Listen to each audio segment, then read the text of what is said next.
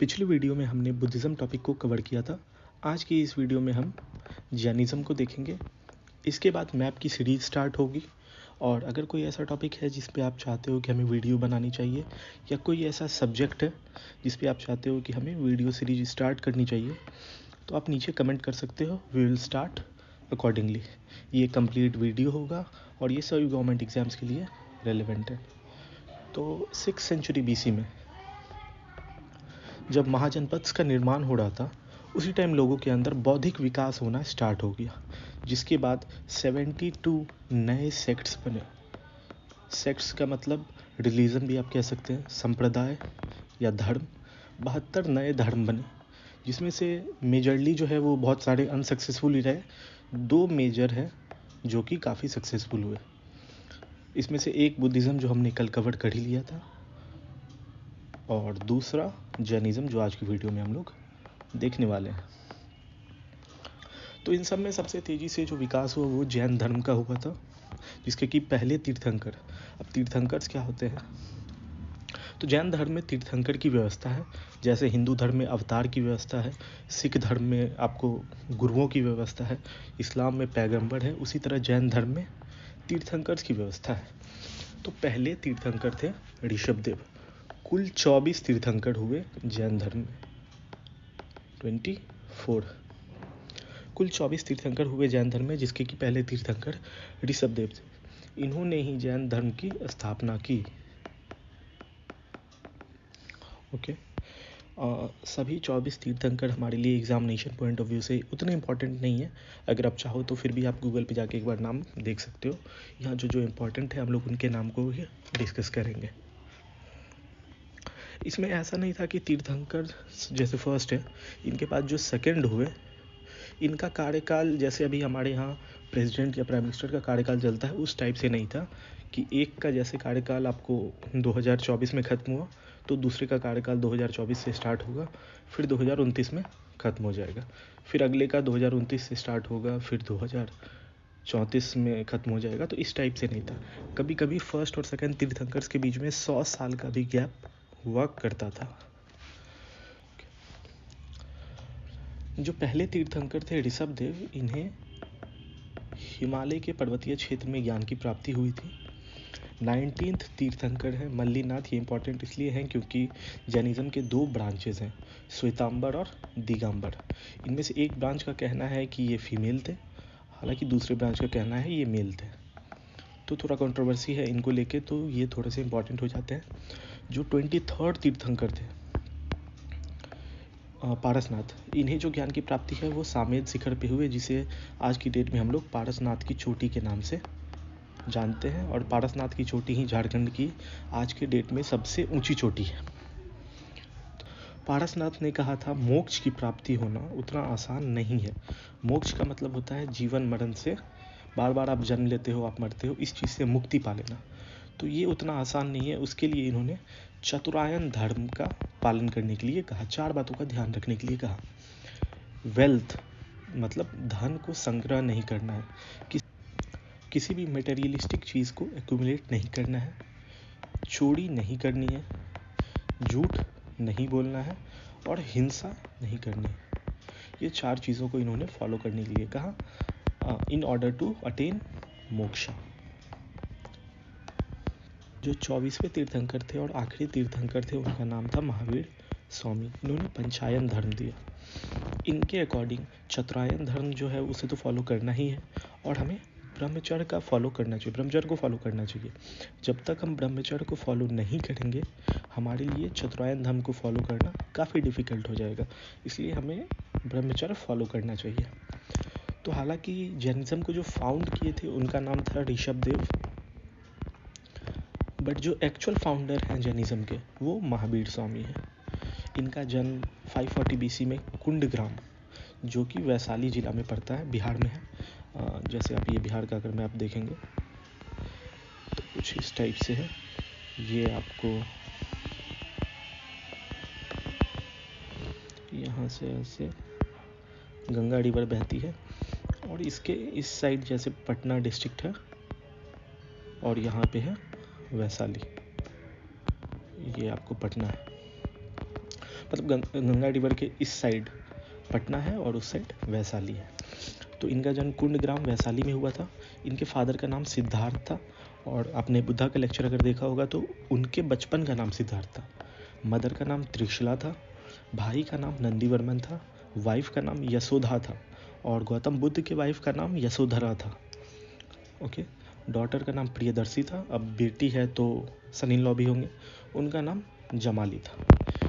इन्होंने 30 साल की उम्र में अपना राजस्य मतलब राजा हुआ करते थे, तो अपना सारा राजपाट छोड़ के ये ज्ञान की तलाश में निकल पड़े। 12 साल की कठोर तपस्या के बाद इन्हें निर्वाणा प्राप्त होता है, एनलाइटमेंट मिलती है। कहाँ पे? साल ट्री के नीचे ऋजुपालिका नदी के पास जमुई में, जाम्बिक ग्राम। कौन से ग्राम? जाम्बिक ग्राम में, जो कि जमुई में स्थित है, ऋजुपालिका नदी के तट पर। और एनलाइटमेंट मिलता है 12 साल के कठोर तपस्या के बाद। और निर्वाणा होता क्या है? ये एक ऐसा स्टेट है जहाँ पे कि लोगों के पास अनंत नॉलेज आ जाता है, अनंत ज्ञान आ जाता है। वो लोग ऐसी चीज़ें को देखने लगते हैं जो कि नॉर्मल इंसानों को दिखाई नहीं पड़ती, और अत्यंत खुशी, मतलब हर चीज़ में उन्हें मतलब बहुत ज़्यादा खुश रहते हैं। कोई भी चीज़ ऐसा नहीं है जो उन्हें डिस्टर्ब कर सकती है। जब ऐसा किसी के साथ हो जाता है तो वो निर्वाणा अटेन कर लेते हैं। तो इन्हें निर्वाणा अटेन हुआ था 12 साल की कठोर तपस्या के बाद। इन्होंने अपना पहला उपदेश राजगीर में दिया और अपना आखिरी उपदेश पावापुरी में दिया। जो लैंग्वेज इन्होंने यूज़ किया अपने जो भी उपदेश थे उसको स्प्रेड करने के लिए, वो प्राकृत था। प्राकृत उस टाइम का काफ़ी टफ लैंग्वेज हुआ करता था, इसलिए ये ज़्यादा लोगों से कनेक्ट नहीं कर पाए। जो लैंग्वेज बुद्धिज़्म में यूज होता था वो पाली था। पाली उस टाइम का काफ़ी कॉमन लैंग्वेज था और ज़्यादातर लोग यही लैंग्वेज का यूज़ करते थे, जिसकी वजह से बुद्धिज़्म का जो स्प्रेड है वो जैनिज़्म के मुकाबले काफ़ी अच्छा था।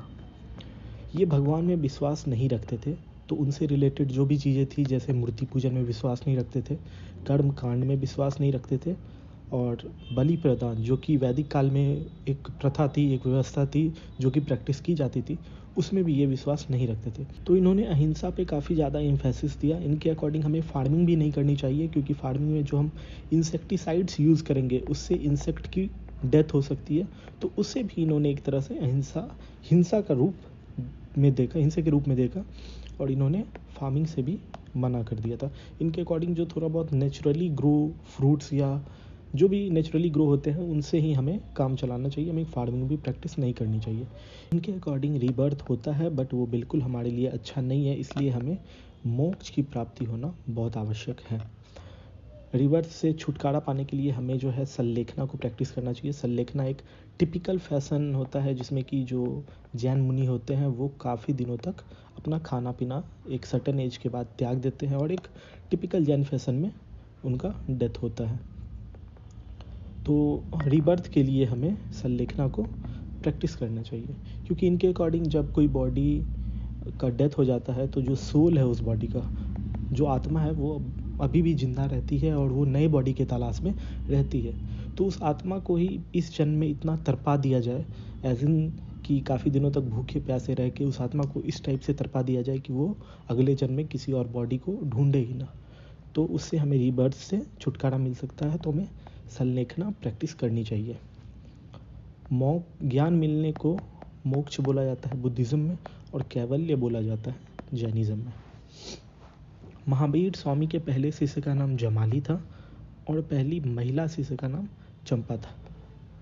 जैन मुनि के निवास स्थल को, जहाँ पे जैन मुनि रहते थे, उसे वसदे कहा जाता था। जो भी रत्न है जैनिज़्म का वो है KFC, knowledge, faith and character. Knowledge मतलब जिस भी फील्ड में आप हैं उसमें आपको अच्छा खासा नॉलेज होना चाहिए, खुद के ऊपर आपको विश्वास होना चाहिए और दूसरे के विश्वास को बना के रखना चाहिए, और कैरेक्टर में अच्छा आचरण दूसरे के साथ रखना चाहिए। ये जो मैंने आपको बताया सल्लेखना विधि से इनका डेथ हो जाता है 468 BC में पावापुरी में। स्टारवेशन, भूख की वजह से इनका डेथ हो जाता है, क्योंकि ये खाना पीना त्याग देते हैं, जो कि एक जैन में एक सर्टेन एज के बाद प्रैक्टिस किया जाता है जैन मुनि के द्वारा। महावीर स्वामी के बाद आर्य सुधर्मा ने उपदेश दिए। 2 और शिष्य हुआ करते थे, एक स्थूल बहु और एक भद्र बहु। तो ऑलमोस्ट 60-70 to 100 ईयर्स के आसपास जब इनका डेथ होता है महावीर स्वामी का। उसके बाद मगध में एक ड्रॉट आ जाता है, तो फसलें वसलें उपज काफ़ी कम हो जाती है। तो उस टाइम स्थूल बहू जो है वो यहीं मगध में रह जाते हैं, पाटलिपुत्रा में, और जो भद्र बहू है वो कर्नाटका चले जाते हैं। उस टाइम मगध के राजा हुआ करते थे चंद्रगुप्त मौर्य, तो ये भी भद्र बहू के साथ यहीं कर्नाटका में आके श्रवण बेलगोला में संलेखना को प्रैक्टिस करते हैं, और एक टिपिकल जैन फैशन में उनका भी डेथ हो जाता है। ओके, 12 साल के बाद 12 मतलब कि जब वो ड्रॉट जो अकाल था मगध में वो ख़त्म होता है, उसके बाद भद्र बहू वापस कर्नाटका से जब मगध आते हैं तो स्थूल बहू और भद्र बहू में कॉन्फ्लिक्ट हो जाता है, इनके आइडियाज़ के बीच में कॉन्फ्लिक्ट हो जाता है। तो जो भद्र बहू है उनका जो ब्रांच बनता है वो दिगंबर कहलाता है, और जो स्थूल बहू का ब्रांच होता है वो श्वेतंबर कहलाता है। जो दिगंबर ब्रांच था वो ड्रेस नहीं पहनते थे, और श्वेतंबर ब्रांच जो है वो वाइट ड्रेस पहनते थे। मोस्टली उस टाइम के बिजनेसमैन जो थे वो उन्होंने ही जैनिज़्म को फॉलो किया था। जो आइडियाज़ थे जैनिज़्म के उसको स्प्रेड करने के लिए महावीर स्वामी के बाद उसको स्प्रेड करने के लिए काउंसिल्स किए गए, जिसमें कि पहला काउंसिल था 300 BC पाटलिपुत्रा में करवाया गया स्थूल बाहु के प्रेसिडेंटशिप में,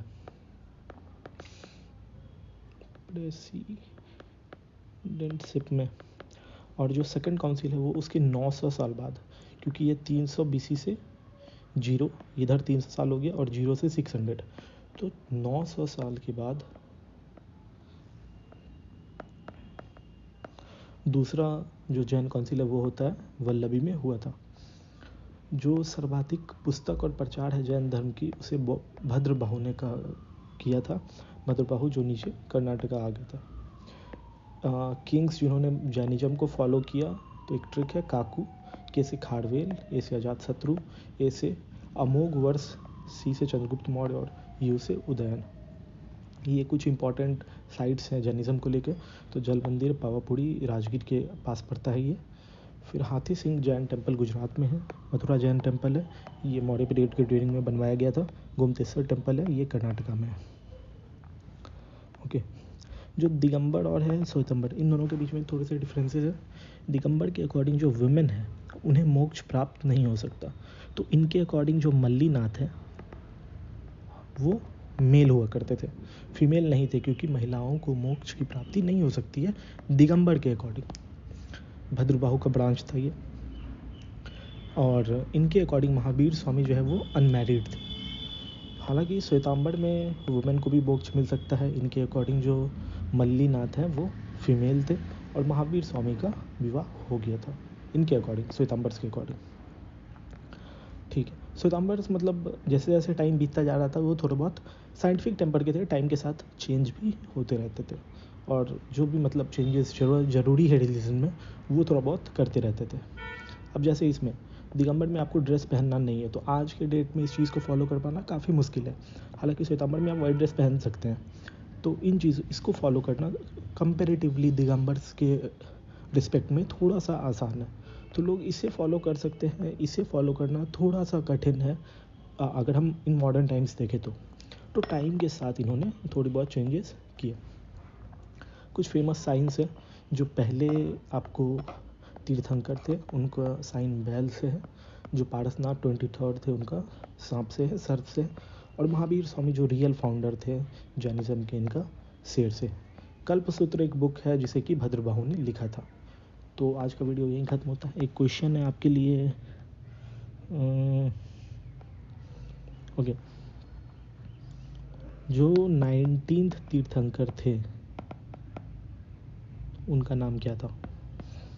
और इसका डिस्क्रिप्शन बॉक्स में लिंक इस PDF का मैं दे दूंगा, तो वहाँ से आप डाउनलोड करके इसे पढ़ सकते हैं। तब तक के लिए थैंक यू सो मच।